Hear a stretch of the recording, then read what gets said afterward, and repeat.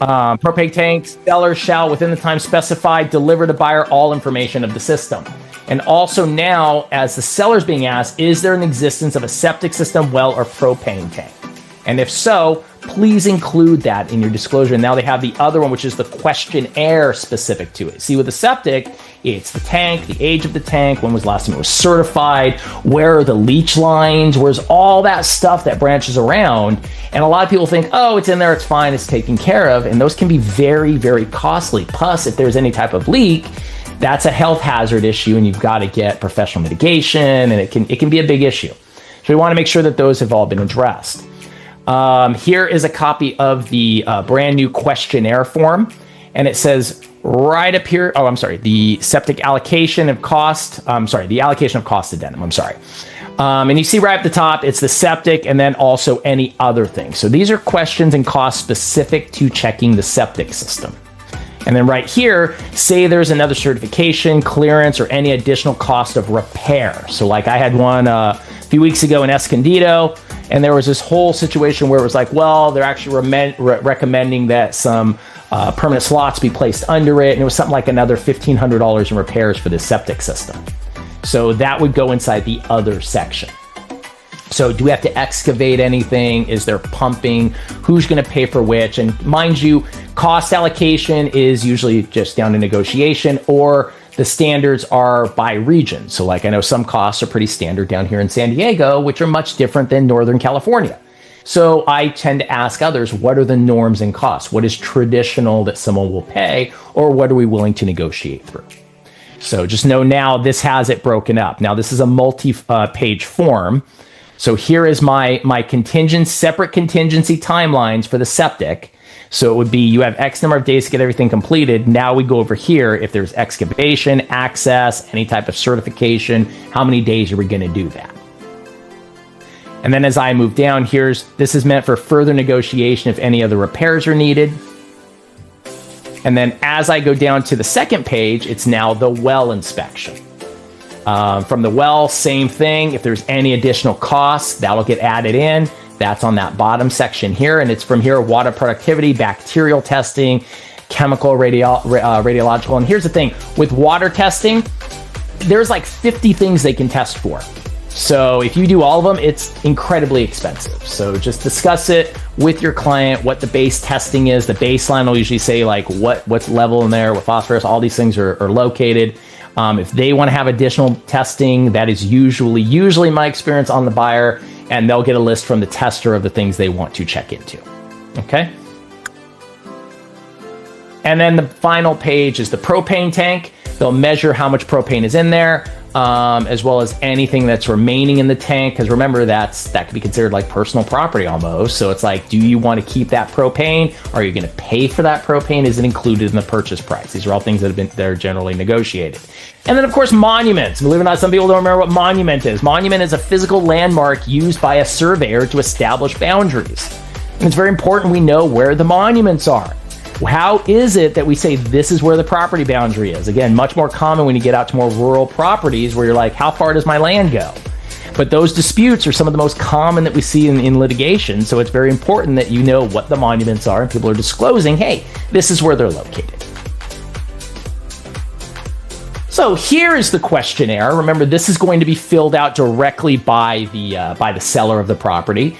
And you'll see it's all blue because it's pretty much a brand new form. So whether there are multiple septic systems, I'm picking a few out at random, the type of septic, is it a conventional, engineer, cesspool, whatever, what's the size and capacity? And here's the thing, if they don't know, they're going to say, I don't know. But that's the whole point. It's, are you, the seller, aware of the following? Yes or no? Saying no isn't bad. It's the truth if they really don't know. And we always get that where the client's like, well, I think it's like this. What do I do? Well, you could say, I know, and then you explain it below. I believe it to be here. Just make sure you're adding in, I'm not sure. And when in doubt, just put it on the paper. Go from there. That's the best way to say, hey, I gave you everything I knew. Now it's up to them. Okay. Well is down here, septic well, and then it goes on for a few pages. I just wanted you guys to see the first part, and then it's inside the PDF form that's in the scan code. So back to the residential purchase agreement in the RPA, and we're going to be coming back and forth to this here. So for contingencies, there were some changes to some already existing language. And here's the whole thing. There's a whole primary and secondary, which I'm going to go over here with you. So I'm sure some of you have heard this way back. Like there was a change that was made about, I'd say 4 years ago or so into the RPA. And I used to love teaching the RPA, and I'd get to this section. So the brilliance of many of us as agents always flows to amaze me. It's okay. You can remove the appraisal contingency right now. Why? Because if you remove it, the appraisal is part of the loan. And if it doesn't appraise, then we'll just go ahead and say you didn't get the loan, and we'll get your deposit refunded that way. Clever, very clever. However, that was stricken, probably about a few years ago, or I think it was about 5 years ago. And they put language in saying if you remove the appraisal contingency and basically the only reason the loan doesn't go through is because of the appraisal, that's not a valid reason to cancel without and receive your deposit back. And of course, we shouldn't be commenting on deposit, but you got to be careful with that. When I had someone remember in one of my classes say, well, what are they going to do? Question the LO? And I'm like, yeah, they really will. These lawsuits can be big. So when you're dealing with $40,000, $50,000, $60,000 EMDs, they will absolutely go that route. So now we're seeing it where it's not just the appraisal, it's also the insurance. So they added in the line of homeowners insurance. And notice we do have a separate contingency now for homeowners insurance. But they're saying, I didn't get the homeowners insurance, so now my loan didn't go through, so I'm going to be able to cancel and get my deposit back. Again, big negative, can't do that. Basically, it comes down to if the primary can't be used, you're not going to be able to use the secondary reason to cancel it either, which is the primary is the loan. If I can't cancel on the loan because the loan is still good, I'm not able to cancel because, a condition of that loan, which is its own contingency, and these are called secondary contingencies to it, that's not going to be able to be skirted in there. So, and be very careful because that could be a big deal. You'll notice it says appraisal and now it's non-insurance. So if you remove those contingencies, you can't use it under the loan contingency. That's very important. And it says right here also, seller right to cancel must be done in writing and signed by the seller. And this is when you do the notice. Remember, cancellation is on the buyer. And people go, what do you mean? It says here, seller right to cancel. When does the seller have the right to cancel? When the buyer defaults. Then the seller gives notice to the buyer, and the buyer then must perform. Non-performance is a performance. They're choosing not to perform. It's a choice on their end. So that's where the right of cancellation comes from the seller. The point is that a lot of times the seller's agent or someone will say, well, we're going to cancel on you. It has to be done in writing. You have to give the notice to perform, and then you have to give the notice of cancellation. You can't just do it verbally. Contact escrow. Has to be done and sent over and acknowledged. Remember, email is deemed received once it's sent.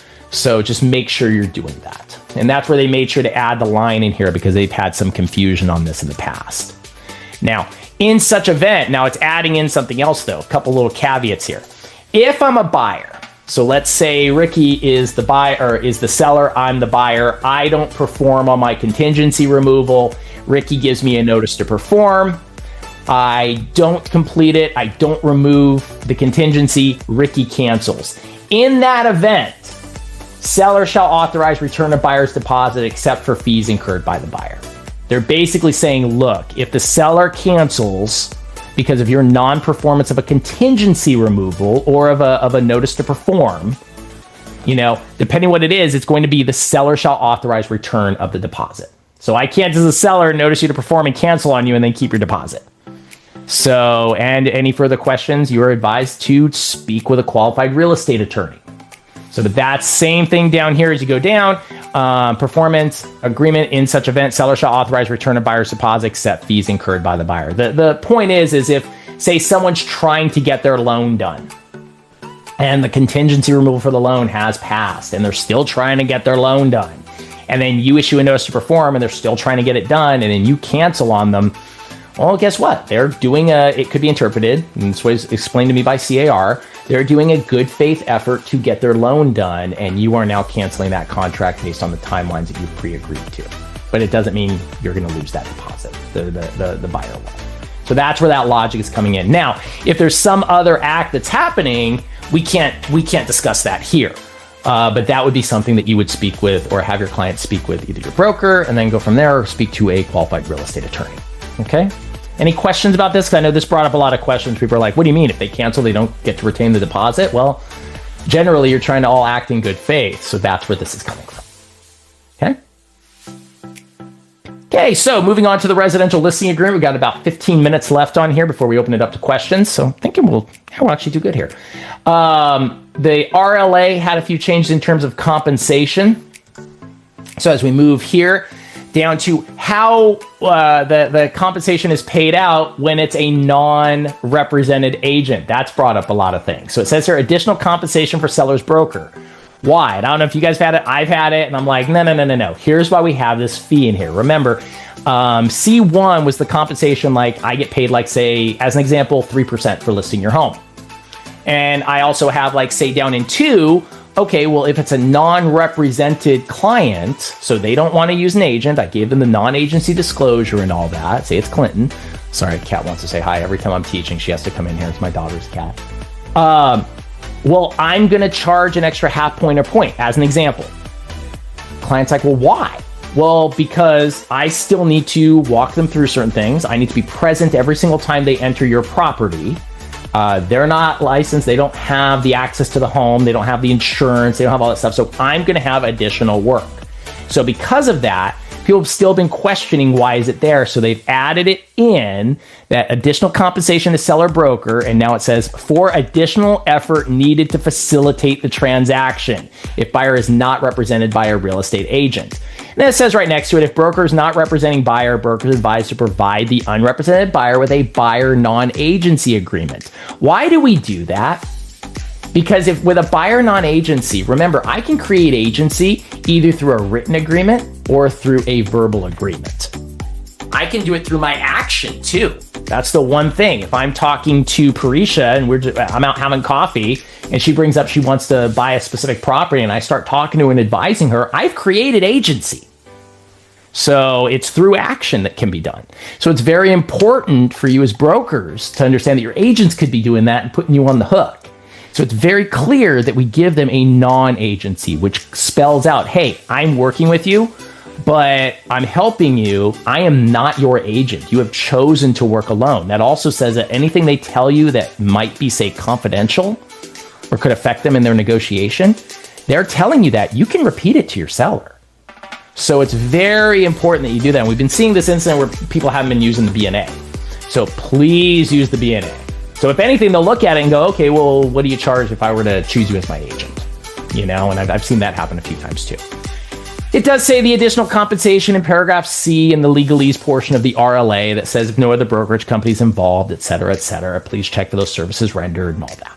So it's just basically the disclosure and letting it be very known. Note that this is not the same as dual agency. This is very separate. Also note, if you go through all of this, and quarter of the way through the transaction, the client says, hey, you know what? I really do want you to be my agent. Well, then you would not get paid this fee. You would get paid whatever fee you've negotiated now with them as a buyer compensation fee. And this would not apply. This only applies if the other person does not have an agent and it gets paid by the seller, whoever it's been deemed to be paid by. Okay? So here's where it says we're advised of the form BNA in both of them. So on to the seller advisory. Our seller advisory has been updated to include things for wholesale buyers. Pay attention if any of you are dealing with wholesaling. Wholesaling is a very big topic right now. They are looking at regulations on wholesaling, on licensing regulations on it, on how it's going to be monitored, because it has opened up a Pandora's box and now it's really getting attention. So wholesale buyers, open house considerations, safety precautions, these have all been added into the seller's advisory, and it's letting them know in terms of wholesaling specifically, and it falls under a lot of times assignment, what's involved in the assignment of the contract. Now, I'm not sure, I was going to have this as a section in here, but I'm just going to go over it. I'm sure many of you are familiar with the assignment provision of the contract. That's been in there for a long time. It says, like, say, and there are certain that there's no way that a seller could say, we're not going to let you do that. You say with reasonable acceptance, and say it's, I'm putting my property purchase in my trust. Well, the trust is me. I am the trust. I would say it's like Batman and Bruce Wayne, same person, just different voice, right? But they're doing that same thing. So no one's going to stop that. Now, let's say, though, I'm deciding to assign my contract to Clinton. And it could be that I'm doing that because maybe I don't qualify, something happened with my loan, I removed my contingency, whatever. I'm choosing to assign it over to this person, they're going to purchase it. If Parisha's the seller and I go to her saying, hey, I can't purchase it, I've chosen to assign it to someone I know, and it's not going to affect the timelines or anything, well, most people would agree that's probably a reasonable transfer. Now, where it's gotten tricky is I'm going to give my contract to Clinton, Clinton's going to give me $20,000 for it. Then the seller's saying, well, hold on, I want some of that money. Now, I'm not going to get into the nuts and bolts of this, in my opinion of it, but here's where it was recently changed to say, if there is monetary transfer of funds, that is a valid reason to cancel or to contest and cancel possibly the contract. So go and read through your RPA to understand that. Because not to cancel the contract, to reject the assignment. So the seller does have to agree to that. That's a term that's in there. It's actually been in there for a while. Most people don't realize it. And now it's advising that there are wholesale considerations and things that everybody needs to know as a seller. There's also open house considerations. Holding an open house can be effective to sell. No one knows who will enter a home and for what purpose. We've said this for a long time. This is why it's important that you keep a log of who goes into it. Obviously, we want to get leads, but the bigger thing is you're letting people into another person's house. So that is their safe zone. Until they sell it, that's where they go to relax after a bad day, and they turn off their phone and they do Netflix and fall asleep on their couch and eat popcorn, So you want to make sure that you are protecting that. But beyond that, it's good for the seller to know that, hey, some people can come in here. We want to take our personal belongings, things that can't be replaced, et cetera, and it's advising them. And of course, certain safety precautions. When you advertise or market your home for sale, people could come by your house. They might look in the window. They might do these things that we try our best to protect against. So that's all been added into the seller advisory. So now on to the buyer representation and broker compensation agreement. Of course, there's always going to be changes to the BRBC. If I go all the way down here where it talks about that buyer assignment that says, unless otherwise agreed, if a buyer assigns buyer's right to purchase property, then broker shall be entitled to the compensation specified. So let's say I'm the client of Clinton. And Clinton and we choose to assign my contract to someone who's maybe represented by Parisha. Guess what? Clinton gets paid the commission. That's the broker who actually brought the offer. We've chosen to assign it to someone else, but guess what? You guys figure out how you're doing that now. Or if I give it to another buyer, that's usually how this works. And that buyer say, oh, I don't have a representation or anything. We give them all the contracts. The brokerage still is going to get paid for closing that transaction. And who's responsible for paying that brokerage through the BRBC? The buyer, me. Even though I assigned it, I'm still supposedly the one who does it, which now is going to change over to the new buyer. So that's why it's very clear. Such compensation shall be reduced by any amounts the assignee pays to the broker. It's adding that language because in assignments, we've seen that. Well, I didn't sign the agreement with Clinton and his brokerage. Well, but you still owe that money. So now it's very clear that it's in the BRBC and that must be handled through your assignment. Okay? And then, of course, assignee representation, which is in the assignment of agreement amendment. We have that now down at paragraph 4, which says buyer broker will represent assignee in the purchase of the property. Assignee assumes and agrees to perform and observe. So when you do that assignment, you will have this assigned as well, and you will make sure that that is agreed to. So it's all very clear right down here. It says assignee buyer broker will not represent the assignee and shall have no agency duties to them if you choose. So A, of course, the default, buyer broker will represent the assignee. Or right down here, any additional terms, buyer acknowledges and agrees that notwithstanding seller's agreement to this assignment, buyer is not released for any obligations. See, I assign my contract to Clinton, Clinton defaults. What happens with the deposit? Well, the initial contract is now in default. That's how this chain has gone. This is the result of all these things happening in wholesaling. We have to start addressing where these contractual issues are coming in. Basically saying who started this whole thing. So you must address this through your assignment contract. So can I get around that provision? Yeah. I know that in my assignment, you're taking it over, you're going to give a deposit in, you will be now liable, or am I going to keep my existing deposit in and now I get transferred over? How are we going to handle that? It's meant to invoke the conversation. rather than let it be, oh, well, I didn't do anything, so now let's go to arbitration and waste time and go through court and all these other things. Oh, I didn't sign that. Well, you signed the contract through the assignment, and it just opens up this big can of worms. So it's trying to be simplified. Does that make sense to everybody? Okay. So that's all it really comes down to. But my opinion, by the way, expect more of these type of conversations on wholesaling and everything. The SPQ has been changed and amended to add for documents such as condition and repair of the property, any improvements to the property, easements. Are you aware of any documents of the property that were prepared before your ownership? So if I kept all my disclosures from when I purchased the home, the answer to that would be yes. I am aware of some of these things. So are you aware of any documents regarding the property that were prepared for you during your ownership? Or are you, the seller, aware of any documents regarding the property that were provided during your ownership? So such as things from potential buyers. Did I go into escrow and I received an inspection report? See, all that's been added in here now. And it's, do you have knowledge of it? Yes or no? Well, if they don't have any knowledge of any documents from before they purchased, they're going to check no. It's that simple. But it's meant to really, again, bring forward, because you always got that thing of, well, they had this, they were given that. Well, what did you put in the SPQ? What was disclosed by you? If yes to any provision, please explain. You can provide it and provide any context to it. Okay? Any questions about the changes to the SPQ? We're all good? Okay, because I'm going to move on to the very next slide here, which talks about, this is where you can get the general form release. I did include the quick summary in the forms, and you'll see there's so many things in here. I wanted to go over the main section of it, which is the same thing that we've gone over with C.A.R. And it was really on the RPA side of it. We can add in stuff for the property management and all that. The mid-year release is usually not as heavy as the end of year. So it's usually pretty easy to go through the red line forms. You can click the link at home and go ahead and find the rest of them. So, and wait, why is it doing it that way? Oh, because I didn't remove that. So without further ado, I will go ahead and say thank you so much for being on. We have about 6 minutes left. If anybody has any questions about anything, I will be here, but otherwise it was a pleasure, and I'm very happy that we had a good turnout on this. And by all means, if you have any questions, if there's any guests on here about being part of the California Association of Real Estate Brokers, you've got our president right here. Is Will on? I don't think Will's on, but we've got our first VP, Parisha, here. So by all means, and I'm the treasurer, you're welcome to talk to us about it. It's a great organization to be a part of. So any questions?